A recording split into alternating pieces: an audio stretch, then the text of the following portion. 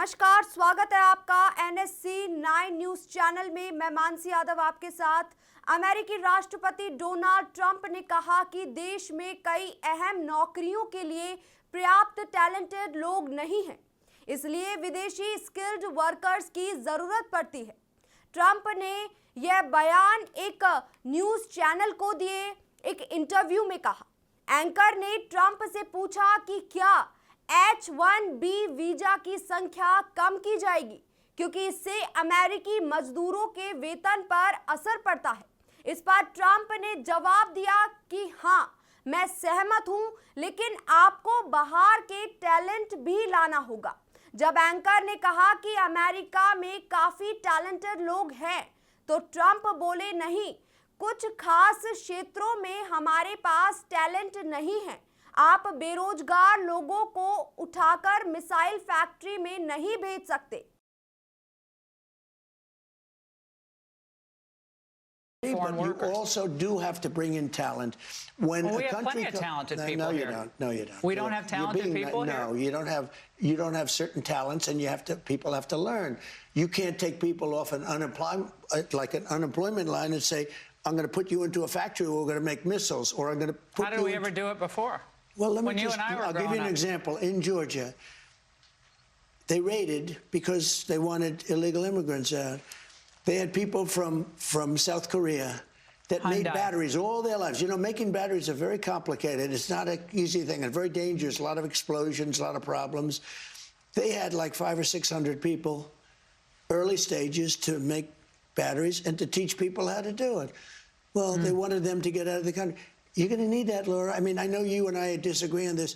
You can't just say a country's coming in, going to invest $10 billion to build a plant, and going to take people off an unemployment line who haven't worked in 5 years, and they're going to start making missiles. It doesn't work that way. This idea of hundreds of thousands of foreign students in the United States. We have about 350,000 Chinese. One point during COVID, you were going to, push to, get them out, but that was pulled back. You've said as many as 600,000 Chinese students could come to the United States. Why, sir, is that a pro-MAGA position when so many American kids want to go to school and there are places not for them, and these universities are getting rich off Chinese money? Sure. Never said about China, but we do have a lot of people coming in from China. We always have, China and other countries. We also have a massive system of colleges and universities. And if we were to cut that in half, which perhaps makes some people happy, you would have half the colleges in the United States go out of business. So what? Well, I think that's a big deal. Are they fans, you would have the fans of the United States? Yeah, but you would have, as you know, historically, black colleges and universities would all be out of business. You would have a system of colleges and universities would go down the tubes. So we're dependent on China to keep our university system going? But I think it's good to have, I actually think it's good to have outside countries. Look, I want to be able to get along with the world. They're not the French. They're the Chinese. They spy on us. They steal our intellectual property. What, do you think the French are better? Yeah. I mean, really? I don't know. I'll tell you, I'm not so sure. We've had a lot of problems with the French, where we get taxed very unfairly on our technology, where, they put 25% taxes on American products.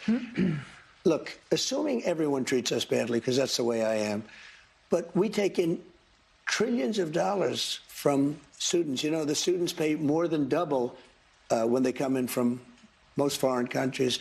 I want to see our school system thrive, but at the same time, I know you and I disagree. We're never going to agree on it, but that's okay. And it's not that I want them, but I view it as a business. We have millions and millions of people. Also, I want to get along with countries if possible. People are shocked. Remember, Hillary Clinton said, we'll be in a war. I stopped 8 wars in the last 9 months. I don't want to be in wars. If I am in a war, we're going to win the thing fast, and it'll be violent. But you know what? I don't want to be in wars. But one thing, you don't want to cut half of the people, half of the students from all over the world that are coming into our country, destroy our entire university and college system. I don't want to do that. I wouldn't lose any. And don't forget, MAGA was my idea. MAGA was nobody else's idea. I know what MAGA wants better than anybody else. And MAGA wants to see our country thrive. Pakistan के रक्षा मंत्री ख्वाजा आसिफ ने कहा कि अफगानिस्तान में मौजूद आतंकी ठिकानों पर कार्रवाई की जा सकती है। ख्वाजा ने यह बयान मंगलवार को इस्लामाबाद और खैबर पख्तूनख्वा में हुए हमलों के बाद दिया। एक न्यूज चैनल को दिए इंटरव्यू में जब आसिफ से पूछा गया कि क्या पाकिस्तान इन हमलों का जवाब देगा, तो उन्होंने कहा, खुदा ने चाहा तो जरूर जवाब देंगे। अफगानिस्तान में मौजूद आतंकी ठिकानों पर हमले को नकारा नहीं जा सकता। बांग्लादेश की पूर्व प्रधानमंत्री शेख हसीना ने अपने वतन में वापसी की बात कही है। हालांकि शेख हसीना ने इसके लिए एक शर्त रखी है और कहा कि उनकी स्वदेशी वापसी तभी संभव है जब देश में भागीदारी वाले लोकतंत्र की बहाली हो और उनकी पार्टी आवामी लीग पर लगा प्रतिबंध हटाया जाए।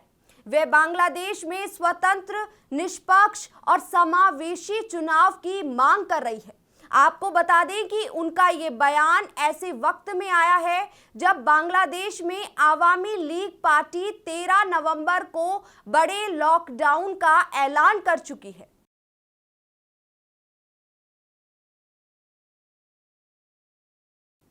बिहार विधानसभा चुनाव के लिए मतदान प्रक्रिया पूरी हो चुकी है। इस बार रिकॉर्ड संख्या में मतदाताओं ने अपने वोट डाले, जिससे नतीजों को लेकर राजनीतिक हलचल तेज हो गई है।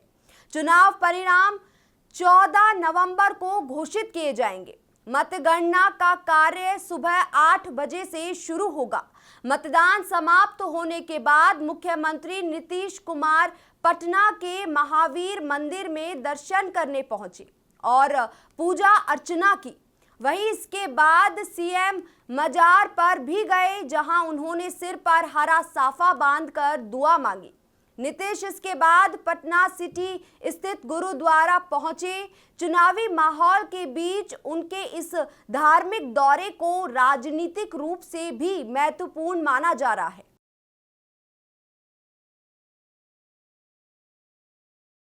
वृंदावन के प्रसिद्ध संत प्रेमानंद महाराज ने आज मथुरा के बलदेव स्थित दाऊजी महाराज और रेवती मैया के दर्शन किए।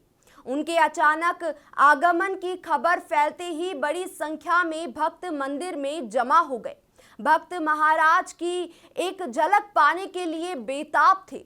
जैसे ही महाराज मंदिर में दाखिल हुए, पूरा परिसर राधे राधे और दाऊजी महाराज की जय के नारों से गूंज उठा।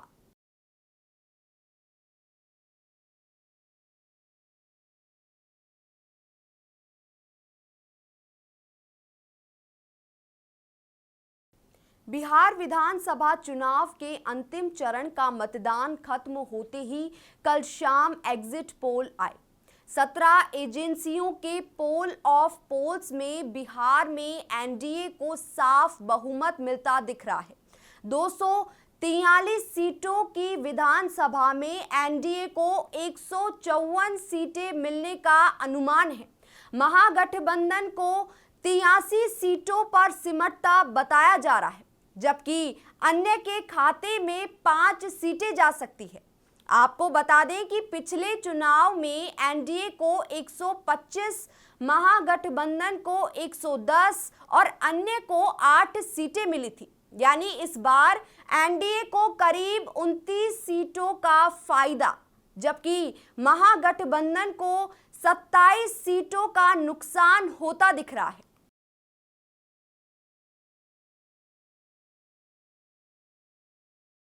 प्रधानमंत्री मोदी बुधवार को भूटान की अपनी 2 दिवसीय राजकीय यात्रा समाप्त कर नई दिल्ली लौट आए। सबसे पहले पीएम मोदी दिल्ली धमाके में घायल हुए लोगों से मिलने एलएनजेपी अस्पताल पहुंचे। पीएम मोदी ने भूटान में एक भाषण में दिल्ली ब्लास्ट के आरोपियों के खिलाफ सख्त कार्रवाई की चेतावनी दी थी।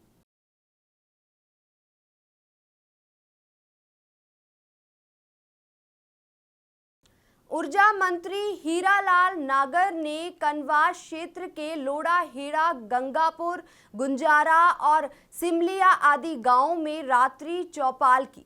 सर्द रात के बावजूद भारी संख्या में पहुंचे ग्रामीणों ने अपनी समस्याओं के बारे में बताया। इस दौरान ग्रामीणों की शिकायत पर मंत्री नागर ने खाद की उपलब्धता सुनिश्चित करने और जल संसाधन विभाग के 2 साल में किए गए घटिया कार्यों की जांच के निर्देश दिए।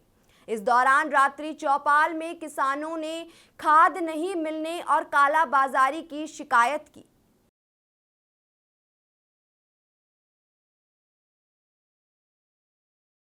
राजस्थान की पूर्व मुख्यमंत्री वसुंधरा राजे सिंधिया भाजपा उम्मीदवार मोरपाल सुमन को अंता विधानसभा उपचुनाव में जीत दिलाने के लिए 8 दिनों तक लगातार चुनाव प्रचार करती रही।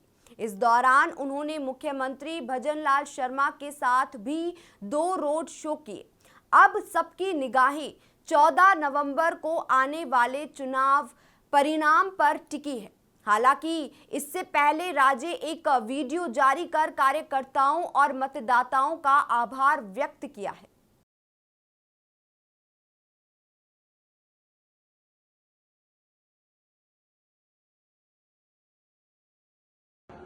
आदरणीय मतदाताओं, आपने आज जिस उत्साह और उमंग के साथ और जिस शांतिपूर्ण तरीके से मतदान किया है, उसके लिए मैं आपको बहुत बहुत आभार प्रकट करना चाहूंगा। मुझे पूरा विश्वास है कि आपका साथ निरंतर बना रहेगा और हम सब मिलकर अंता मांगरोल विधानसभा क्षेत्र के विकास में महत्वपूर्ण भागीदारी निभाएंगे।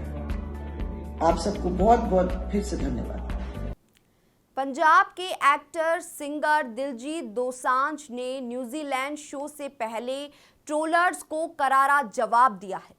13 नवंबर को होने वाले इस शो से पहले दिलजीत ने कहा कि दुनिया में 2 से 4 लोग गलत कमेंट करने वाले मिल ही जाते हैं।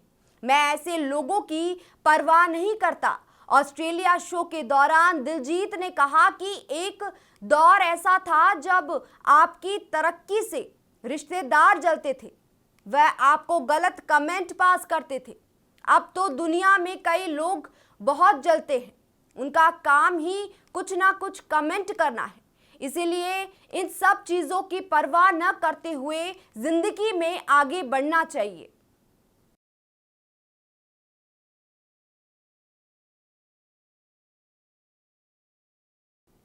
फिलहाल के लिए इतना ही। आगे की खबरों के लिए बने रहिए NSC 9 न्यूज़ चैनल के साथ। नमस्कार।